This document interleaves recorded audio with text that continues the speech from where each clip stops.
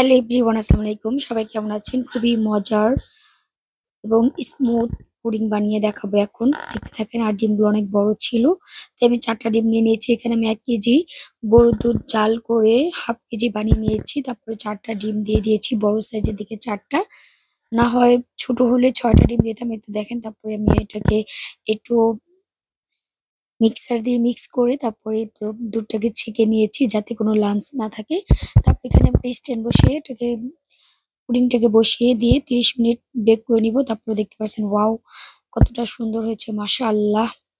অনেকটাই লোভনীয় হয়েছে আর খুবই সফট হয়েছে, দেখতে পাচ্ছেন। আমি কাটার পরে দেখতে পাবেন কতটা স্মুথ এবং অনেকটাই সুস্বাদু হয়েছিল। আর এই তো মাশাআল্লাহ কতটা সুন্দর হয়েছে, না দেখলে না খেলে বুঝতেই পারবেন না। মাশাআল্লাহ দেখেন কতটা সফট হয়েছে আর ভিতরটা কতটা মসৃণ হয়েছে, মাশাআল্লাহ। খেতে ভীষণ ভালো হয়েছিল। সবাই ভালো থাকবেন, সবার জন্য অনেক ভালোবাসা।